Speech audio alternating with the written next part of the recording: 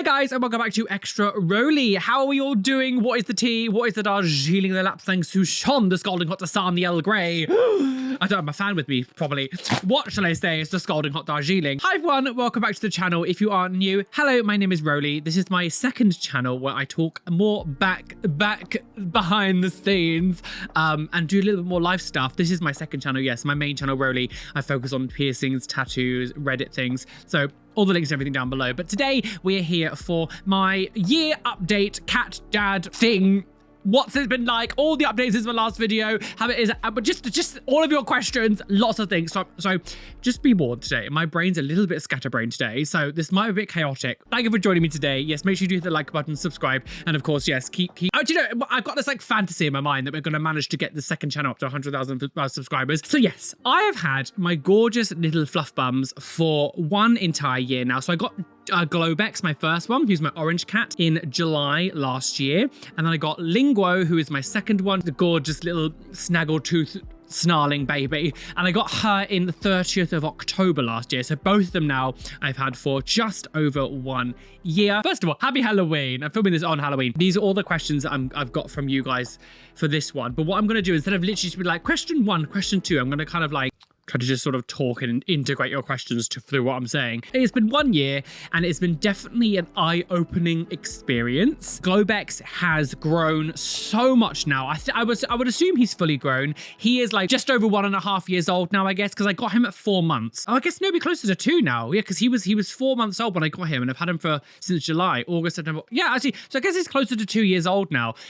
So he's finally like calming down from that sort of like chaotic kitten energy, which is very appreciated.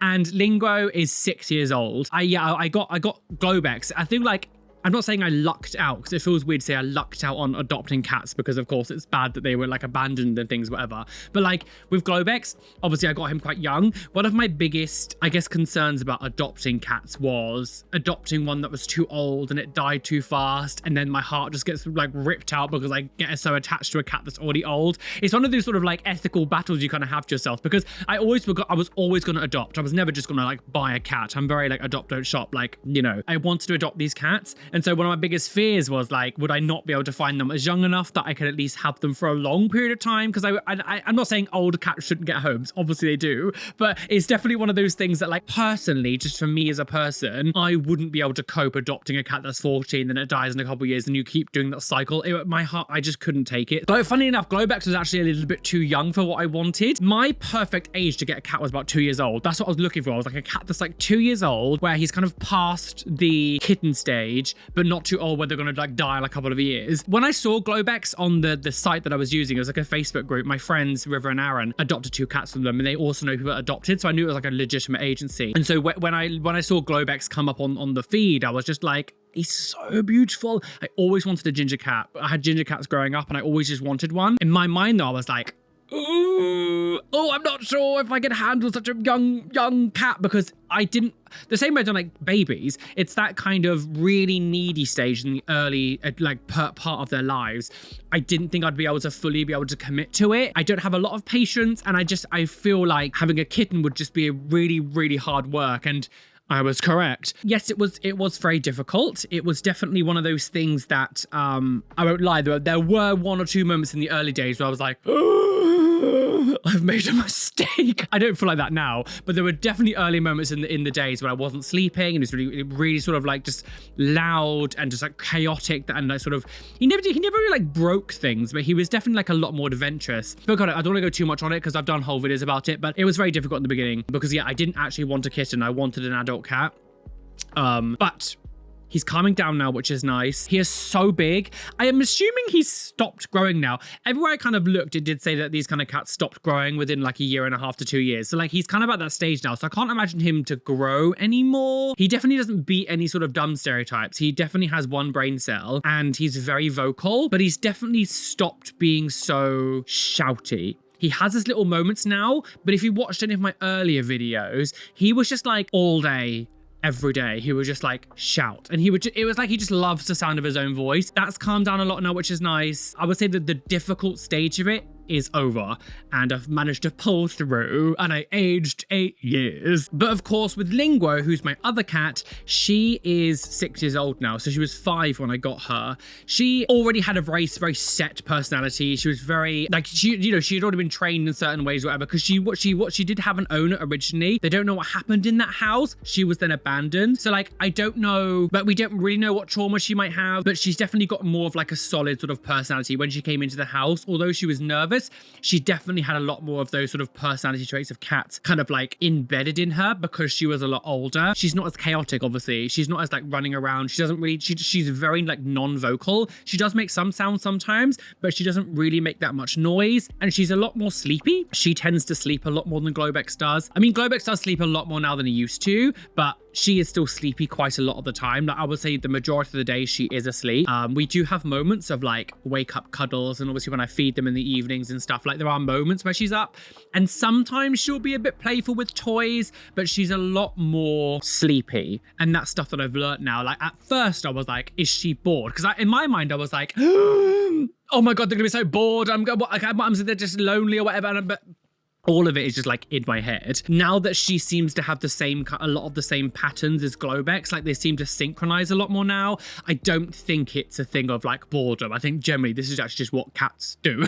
Like I knew cats slept a lot. Like I always knew that was going to be a thing. I didn't realize to the level of how much they sleep. I didn't realize it was going to be as much. There was a time what I would, throughout the day, I would like try to wake them up and like interact with them more and do more games and stuff, and like in my mind thinking that they're bored, but they just wouldn't take part, and they would just like ignore me and sort of move away and then just lie down and go back to sleep somewhere else. And some of the biggest updates regarding their relationship is, so there was a lot of questions here regarding, do they get on? How long does it take them to get? Because I also did a video where I was introducing them together. If you did watch that on this channel, I'll link it down below. But I did a video talking about their sort of like introduction. I like filmed all the introduction and stuff. I always wanted 2 cats. I always wanted 2. I didn't just want 1. I always wanted 2. And like I was always told that they do better in pairs. I know there are some exceptions sometimes. My fantasy about them like relaxing together and cleaning each other and being all cuddly and things hasn't really come to fruition. They coexist.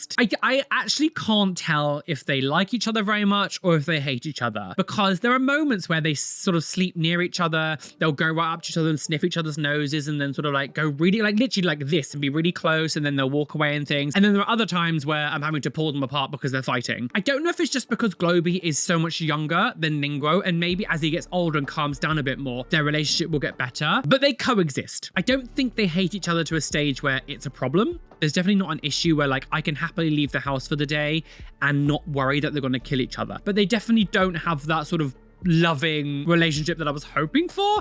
But I still, maybe it's naive, I still think it could just be because Globy is a lot younger and he is calming down a bit more, but he still does have some young playful energy in him, whereas Linguo doesn't. And I think that's where the clashing's happening. Maybe in like 6 months to a year's time they might be a lot closer, but it's not to a stage where I need to really worry. There are now and then moments where I have to step in. At the very beginning I had to do it quite often, but I rarely do it now. Another common thing that I was asked quite a few times over this time is, now that they've been here for a while, are there like weird little quirks that you've realized, quirks, is that the right word? Habits and things. So one recent thing that Linguo's started to do, which I don't really understand where it's come from because I haven't taught her this, is she's become obsessed with the bath, and she goes into the bath and she'll meow at me when she, like, again, because she's not very vocal. So normally when she meows, I'm like, oh, she wants something. And so like I go to her and she's sitting in the bath and she wants me to turn the tap on so she could drink directly from the tap. But what confuses me is I haven't taught her that. I've never made her do that. I've never introduced us that habit. I don't know where she's picked this up from. I feel like if this was a habit she had from her first owners or something, surely I would have seen that by now. It's so, I don't know where this has come from that she's decided to suddenly do this. Globex, when it comes to weird habits, it's like everything he does is very strange. It's very difficult to like pinpoint specific things that he does. He's very, yeah, he's just a very strange being. I get a lot of questions saying like, how do I cope with the fact that I've got like so much stuff? Like, do they ever try to interact with or break it?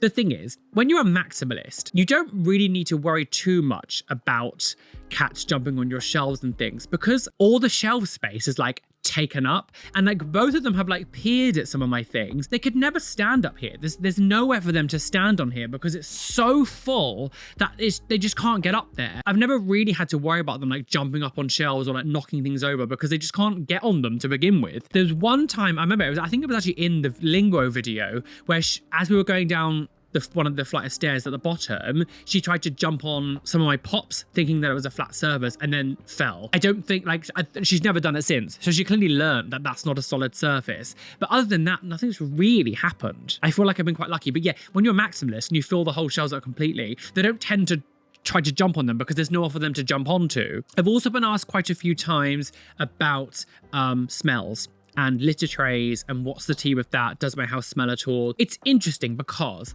I, for about 6 months, was using one of those like electric rotating litter trays. It was very handy. They would always have like clean litter to go to the bathroom in because of what it wasn't like it wasn't the little robot ones. It was like a cheap, not a cheap knockoff. It wasn't a cheap knockoff because it wasn't cheap still. It was a gifted thing that I had. It unfortunately broke, which is why I never promoted the product because like I wanted to keep it for a while before I promoted it because I was like, I want to make sure this is like a good, it was like pet safe rotating litter tray. It's like £400. It's still expensive. So it's not cheap stuff. And it's not one of those ones that like fold in on themselves because you heard stories of like people like cats being crushed. It was one that you go in and just sort of rotate sideways and there's not really anywhere for the cat to be able to get caught. I was using it for a while. It unfortunately broke and that's why I never promoted it. But for the time that I did have it, I actually feel like my house smelt more, even though when the thing spins and it go like the droppings or the pee like litter, because you had to use clumping litter, would like go into a separate compartment. I still feel like no matter how much scent things they use or how much they try to say it doesn't smell, having like the dirty litter in the tray on the bottom, it still smelt. Also, I think because of the proteins in their urine and everything, because of like food, like the rubber padding that it was on, a lot of the smells would kind of like cling to the material. A little bit like when you have a protein shake, you got like a plastic protein shaker. Eventually it starts to smell like the proteins like bind with the plastic, and I'm not sure what the process is. I remember Sarah telling me a little while ago, but the proteins like bond with the plastic molecules, whatever, and it starts to smell. Anyone had protein shakers, like they stink eventually. And I feel like that was happening with this like rotating litter tray. As much as it was good for having litter always clean, it was a hassle for the smell. And I've gone back, now that it broke, I've actually gone back to using like a normal standard sort of, one that you scoop yourself. And I've actually found it smells less because I just get rid of the litter straight away. They share litter trays really well. I've never really had to worry about like them fighting or like being like, I'm not going to use that one. Litter train and like toilet train wise, they've been absolutely perfect. Fingers crossed, touch wood, I've not had a single accident yet. But downstairs now, the toilet is their bathroom. They do share a litter tray. I do have a second one. They don't use it. They only ever use that single one in the bathroom. So sure. I mean, this kind of ties into some of the stuff I've said already, but there's a lot of questions here, like what are some of the most difficult things to deal with them? And yeah, I mean, again, originally it was the vocalization of Globex. It was really annoying. There's one here saying, do I still let them sleep with me? Because if you watched one of my earlier ones, I said that I stopped letting them sleep in my bedroom. The sleeping situation is yes and no. For the majority of time, I do let them sleep with me. If they do get a bit too rowdy, I will just close my bedroom door. Sleep is very important, obviously. If they're running in and out my bedroom, I will just like close my door and be like, you guys go play out there, like this is sleep time. And they don't seem to make much of a fuss about it. The only times that I'm always like, you do not sleep with me here is the day before I'm going to get tattoo work. You need to, before you get tattoos, obviously you need to have a lot of sleep and you want to make sure you're properly rested. So I don't allow them to sleep with me when I get tattoo work done. And for a few days afterwards, I don't let them sleep with me just because I don't want them like rubbing themselves up against the wound or trying to lick it or anything. For 3-4 days, one day before and a couple of days afterwards, I don't allow them to sleep in my bedroom. They do sleep with me back in the evening now. I think again, because Globex has calmed down a lot, he's not as like chasey with Lingo as much as he used to be. The evening routine isn't so intense where I'm going to bed and he's like running in and out, up and down. I'm chasing her around and it's like stopping me from sleeping. There were some nights that I remember like, it was about maybe like 2 months after getting her. There was a week where I literally only got about maybe 10 hours of sleep in an entire week because they were just constantly jumping up and down, running. And I was just like, no. And again, there was more things about how much restriction do I have in my house. This room here, they're not allowed in here if I'm not in here. I don't allow them to stay in here just because it's got all of my filming equipment. It's got a lot of expensive stuff in here. This is my like expensive room because I've got my camera, my lights, and all my studio stuff. Other than that, there's not really any restriction. restrictions. They have free range of the whole house. So they've got enough because I'm on 3 floors, they have a lot of running up and down. They run up and down the stairs a lot, and I'll play with them up and down the stairs as well. Like I throw things up and down and get them running up and down to tire them out a bit and, you know, keep them entertained. 2 things kind of combined into one now is one thing was asked a lot is like, what are they like when you leave the house? Like, because of course, the thing is, I really wish I could convey to them, more so Globex, I really wish I could convey to them that they're very fortunate that I work from home, because of course a lot of pet owners have to go to work 9 to 5 every day. They're rarely on their own.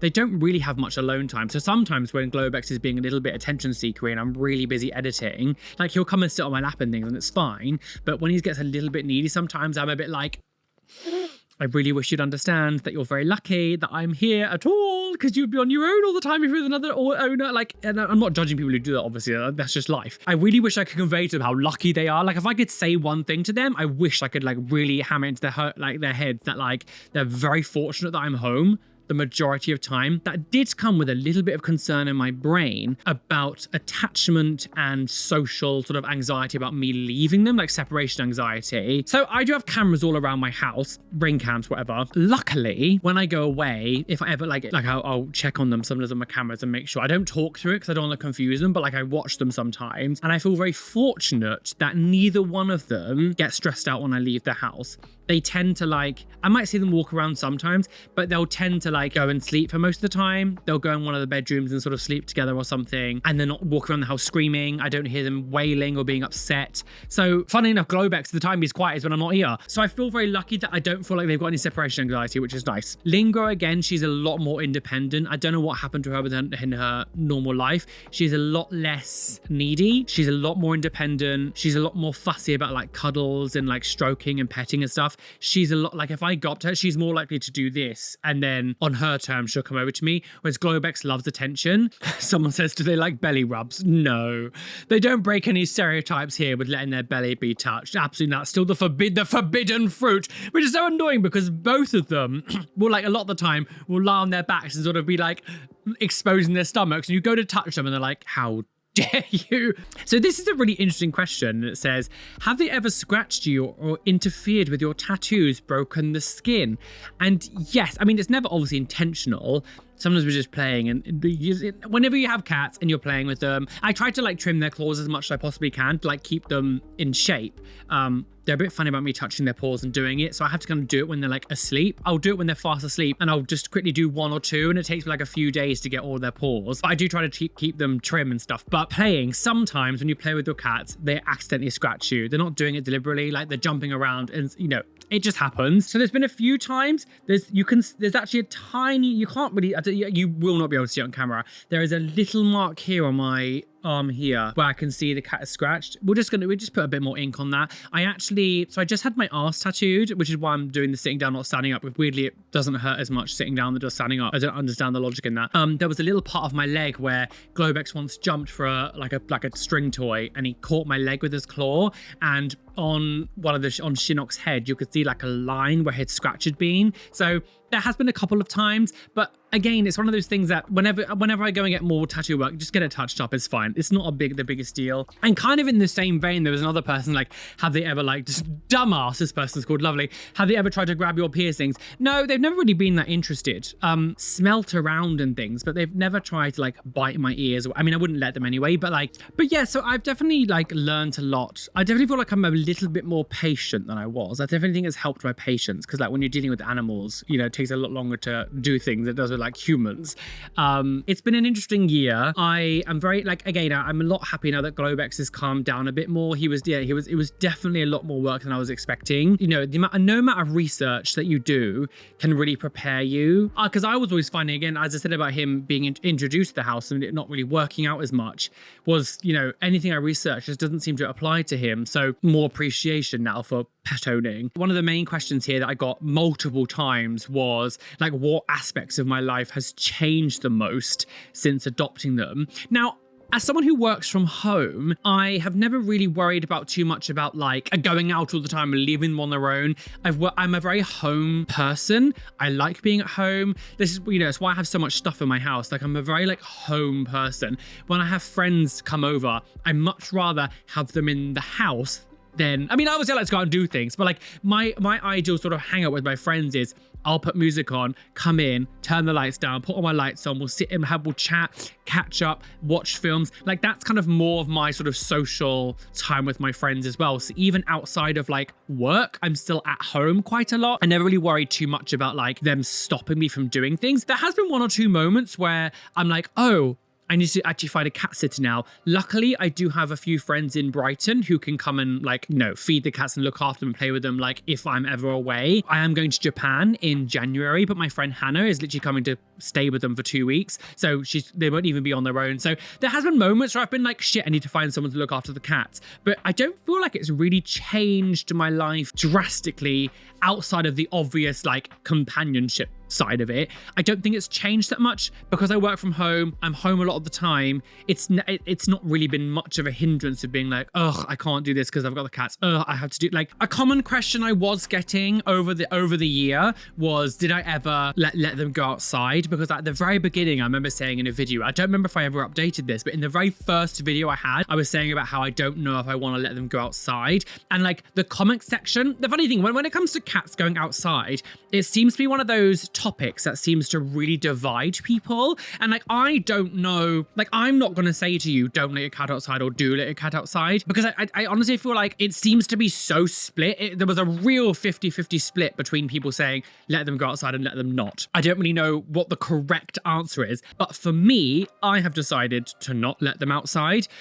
And I've got a multitude of reasons for this. I keep them inside. First of all, I don't want them bringing dead animals into the house. I honestly believe, more so for Globex than Linguo. Linguo's a lot more of she's just like a domestic short hair. She's not anything, I'm not saying she's not special, but she's a very common cat, whereas Globex is an Arabian Mau, and they're not common here at all. Globex is the first one that I'd ever seen. I genuinely worry that someone would steal him. I know I'm looking through the eyes of your dad or whatever, but like, I believe that Globex is an absolutely beautiful cat. I do genuinely believe that someone would actually steal him. Another reason I don't really want them outside, I live on a very busy street. Outside my front door here is a main road. It is very busy. And on the other side of my house, like a lot of Brighton, there's like train tracks everywhere. There's a train track quite near my house. And I do really worry about them being hit. It's literally I live on a very busy street. Also, again, it's one of those things of, I do not want them to pick up bugs or viruses. Like, I know I can bring things into the house, but if they're outside on their own, I do worry about them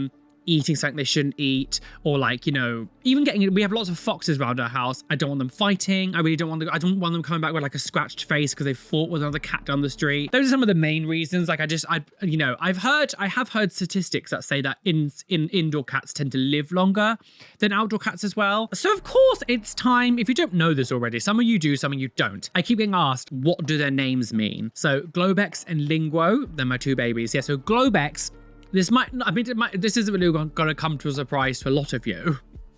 They're both Simpsons references. I'm obsessed with the Simpsons. Everything I do is about the Simpsons. Like off camera, like I'm just Simpsons obsessed. So Globex, because he's orange, it made a lot of sense to name him Globex. And Globex is the evil corporation in the Simpsons that Hank Scorpio runs. It was that episode where it's called You Only Move Twice, You Only Move Once. And essentially when the Simpsons moved to Cypress Creek, I think it was called, wasn't it? And essentially Homer goes to work for the Globex Corporation, and Hank Scorpio, who looks like this, was this sort of like ginger evil. He's meant to be like Dr. Evil, kind of like James Bond villain style person. And his corporation was called the Globex Corporation. Obviously, I've got lots of nicknames of him: Mr. Globbies, Mr. Globbants, Globby Wigs, Globetti Spaghetti, like lots of nicknames and things. But his name Globex, again, is a Simpsons reference. And then Linguo, there's an episode of The Simpsons called like 22 short stories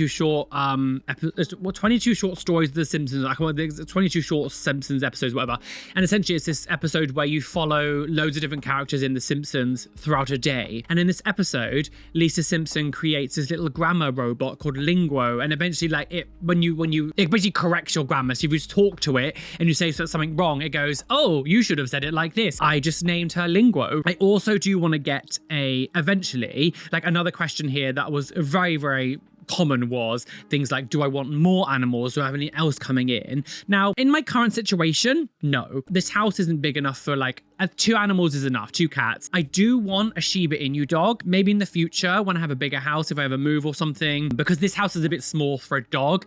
Cats, it's fine. I do think it's a bit small for a dog, and I personally don't have the time to dedicate to a dog. I'm very aware of how much time I spend editing and working, whereas cats fit into that perfectly because they're a lot more independent, whereas dogs, the neediness, and I just wouldn't be able to deal with it now. And he will be called Quidgibo, another Simpsons reference. So I want a dog called Quidgibo, and eventually that's going to happen. But for now, I don't want any more animals. When I see videos now all the time on like Instagram or Facebook or something of like old animals or like cats that have been abandoned or things, I'm always get like really teary-eyed. I'm like, thinking now, because I think now I have something to compare it to, like Miss Lingitudes or Globby Wigs. Like it's one of those things that it's like, oh no, it feels more real. Yeah, I really enjoy having them. They've definitely enriched my life, and I love my cuddles. I love all the little cat cuddles. He's wonderful to cuddle. Like he's really great to cuddle with because he's such a big, you can really get your arms around him, but he doesn't allow me to do it very much. It's very his terms. Although he loves attention, cuddle, like actual cuddles, he's not really a fan of. And there's only sometimes the mood will strike him to be like,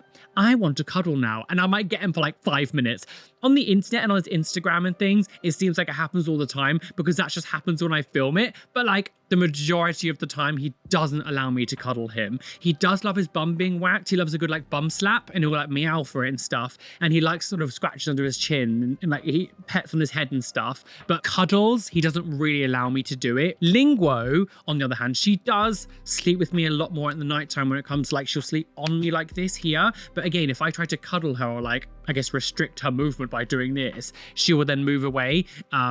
I think this is common for animals. Like, I don't think cats really like being cuddled to begin with, but I do wish. There are sometimes I'll pick him up and be like, I just want a cuddle. And he's like, no, let me go, beast. And like a lot of the times you can see like, so what their sort of routine they have at the moment, she's not here now, but a lot of the time in my videos, you'll see Lingo sort of sleeping down here.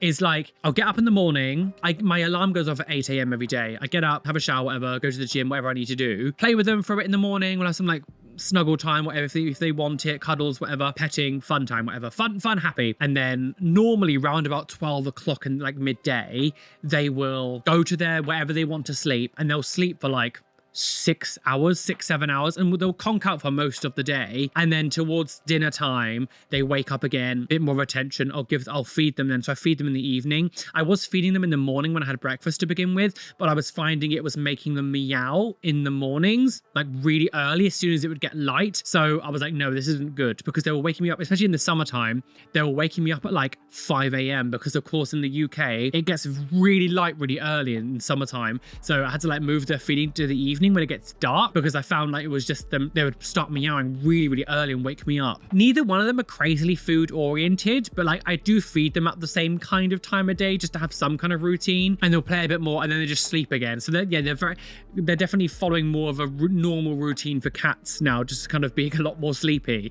And then, you know, I don't know how much they wake up and move around in the nighttime. I have no idea, but unless they wake me up, of course. But yeah, they have like a good routine now. So I think I'm gonna leave it there for now. This video is longer than I was expecting.